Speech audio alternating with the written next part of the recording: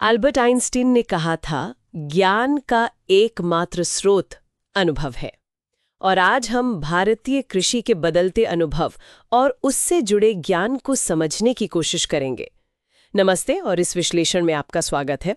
आज हम Indian express के एक लेख के आधार पर बात कर रहे हैं भारत में फसल सुरक्षा रसायनों की, और खासकर हर्बिसाइड यानी खरपतवार नाशकों के बढ़ते चलन की। ये जानकारी यूपीएससी की तैयारी करने वालों के लिए, मतलब मेंस और प्रीलिम्स दोनों के नज़रिए से, और साथ ही उन सब के लिए जो खेती, किसानी या अर्थव्यवस्था में रुचि रखते हैं, काफ़ी अहम हो सकती है। तो स्रोत हमें क्या बता रहे हैं, ये रसायन आखिर हैं क्या, इनका बाजार कैसे बदल रहा है और इसमें कौन आगे है? चलिए इसे समझते हैं। जी, तो शुरुआत करते हैं कि ये फसल सुरक्षा रसायन असल में हैं क्या। देखिए, आम भाषा में तो लोग इन्हें पेस्टिसाइड कह देते हैं, मतलब वो केमिकल जो फसलों को कीटों या बीमारियों से बचाते हैं। बिल्कुल, कीट, जैसे वो चावल में लगने वाला व्हाइट बैक्ड प्लांट हॉपर। मैंने पढ़ा था कि ये पौधे का रस चूस लेता है और एक फिजी वायरस फैलाता है, जिससे पौधे छोटे रह जाते हैं। हाँ, बौने रह जाते हैं पौधे। पंजाब और हरियाणा में खरीफ के मौसम में इसकी काफ़ी रिपोर्ट्स थी। ये तो कीटनाशक का काम हुआ, लेकिन फसल सुरक्षा रसायनों में सिर्फ कीटनाशक ही नहीं आते। इसमें फफूंदनाशक मतलब फंगिसाइड्स भी हैं, जैसे चावल में ब्लास्ट या गेहूं में रस्ट लगता है उसके लिए। और तीसरा, जिसकी आज हम खास बात कर रहे हैं, हर्बिसाइड, हाँ। यानी खरपतवारनाशक, जो फसल के साथ उगने वाले वो फालतू पौधों को खत्म करते हैं। बिल्कुल। और अगर बाजार की बात करें तो भारत में इनका जो संगठित घरेलू बाजार है वो करीब 24,500 करोड़ रुपए का है। 24,500 करोड़, काफी बड़ा है। जी हाँ। इसमें सबसे बड़ा हिस्सा अभी भी कीटनाशकों का है, करीब 10,700 करोड़ रुपए। उसके बाद आते हैं हर्बिसाइड, लगभग 8,200 करोड़ के साथ, और फिर हैं फफूंदनाशक, करीब 6,600 करोड़ के। अच्छा, लेकिन आपने कहा हर्बिसाइड में कुछ खास बात है। हाँ, दिलचस्प बात यह है कि इन तीनों में हर्बिसाइड का सेगमेंट सबसे तेजी से बढ़ रहा है। सालाना 10% से भी ज्यादा की ग्रोथ है इसमें। 10% से ज्यादा? ये तो वाकई बहुत तेज ग्रोथ है। तो इस तेजी से बढ़ते बाजार में कौन है मुख्य खिलाड़ी? क्या ये विदेशी कंपनियां हैं? हाँ, ज्यादातर बाजार पर अभी भी बड़ी मल्टीनेशनल कंपनियों एमएनसीज का ही दबदबा है। जैसे जर्मनी की बायर है, करीब 15% हिस्सा, स्विट्जरलैंड की सिंजेंटा लगभग 12%, फिर एडामा इजराइल की है, करीब 10%, अमेरिका की कॉर्टेवा है, लगभग 7%, जापान की सुमिटोमो है, करीब 6%। ये तो सब बड़े नाम हैं। जी, और एक और दिलचस्प बात यह है कि इनमें से दो कंपनियां, सिंजेंटा और एडामा, ये दोनों अब चीन की सरकारी कंपनी है सिनोकेम, उसके स्वामित्व में है। ओह अच्छा, तो चीन का भी काफी दखल है इसमें।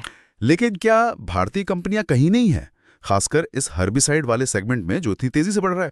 नहीं, ऐसा नहीं है। कुछ भारतीय कंपनियां भी कोशिश कर रही हैं अपनी जगह बनाने की। धानुका एग्रीटेक का नाम आता है, करीब 6% मार्केट शेयर के साथ, और क्रिस्टल क्रॉप प्रोटेक्शन लिमिटेड यानी सीसीपीएल, उनका भी करीब 4% हिस्सा है। सीसीपीएल, मैंने इनके बारे में हाल में कुछ सुना था। जी हाँ, सीसीपीएल काफी सक्रिय रही है। उन्होंने हाल ही में बायर से इथॉक्सीसुल्फिरॉन नाम का एक हर्बिसाइड है जो चावल और गन्ने में काम आता है, उसके अधिकार खरीदे हैं भारत और कुछ पड़ोसी देशों के लिए। और सिंजेंटा से भी उन्होंने ग्रामोक्सिन नाम का हर्बिसाइड, जिसमें पैराक्वाट होता है, उसके अधिकार भारत के लिए खरीदे हैं। सीसीपीएल का तो दावा है कि 2024-25 में उनकी हर्बिसाइड बिक्री करीब 47% बढ़ी है, जबकि पूरा बाजार सिर्फ 10% ही बढ़ा। 47%? ये तो बहुत ज्यादा है। तो अब मूल सवाल पर आते हैं, आखिर ये हर्बिसाइड इतने पॉपुलर क्यों हो रहे हैं?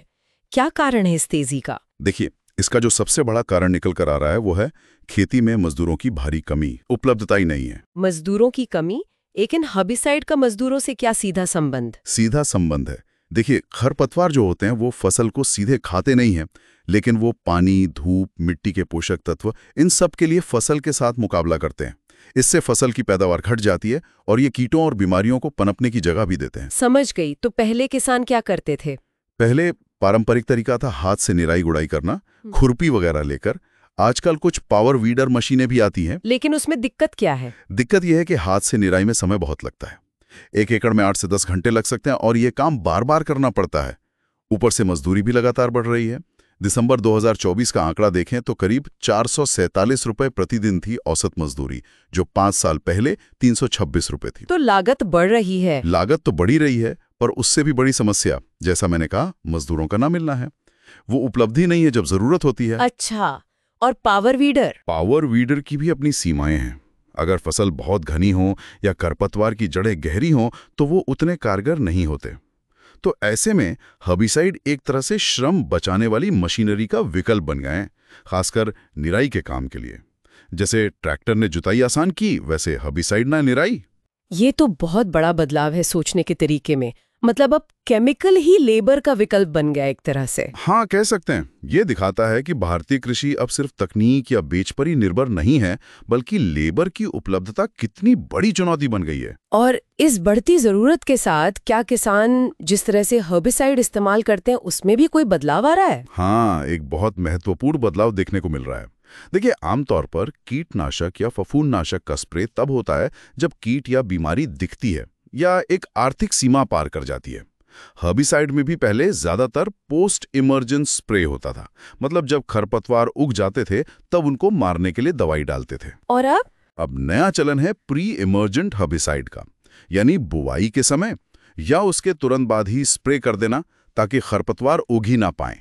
या फिर अर्ली पोस्ट इमर्जेंट, मतलब फसल और खरपतवार दोनों जब छोटे हों तभी कंट्रोल कर लेना। अच्छा, मतलब अब इलाज से ज्यादा बचाव पर जोर है। बिल्कुल, क्योंकि मजदूर तो है नहीं कि जब खरपतवार बड़े हो जाएं तब निराई करवा लें। तो किसान अब पहले से ही ज्यादा स्मार्ट तरीके से खरपतवार को उगने से रोकने की कोशिश कर रहे हैं। धान के हर्बिसाइड बाजार को ही लें, करीब 1500 करोड़ का है। उसमें अब प्री इमर्जेंट का हिस्सा करीब 550 करोड़ हो गया है। गेहूं में भी प्री इमर्जेंट का हिस्सा बढ़ रहा है। तो एक तरफ ये जरूरत बन गए हैं, श्रम बचा रहे हैं, लेकिन क्या इस बढ़ते चलन, इस निर्भरता से जुड़ी कुछ चिंताएं भी हैं? चिंताएं तो हैं ही। एक बड़ी चिंता यह है कि बीज और उर्वरक के बाजार के मुकाबले फसल सुरक्षा रसायनों के उद्योग में, जैसा हमने देखा, विदेशी कंपनियों का दबदबा बहुत ज्यादा है। लगभग एक मोनोपोली जैसी स्थिति है कुछ सेगमेंट में। हाँ, ये तो है। दिया था, क्या वो कुछ नया भी बना रहे हैं? जी हाँ, सीसीबीएल ने अमेरिका की बैटल और जापान की मित्सुई एग्री साइंस के साथ मिलकर धान के लिए एक नया हर्बिसाइड बनाया है, सिकोसा। इसमें 2 एक्टिव तत्व हैं और खास बात है इसका पेटेंटेड ऑयल डिस्पर्शन फॉर्मुलेशन।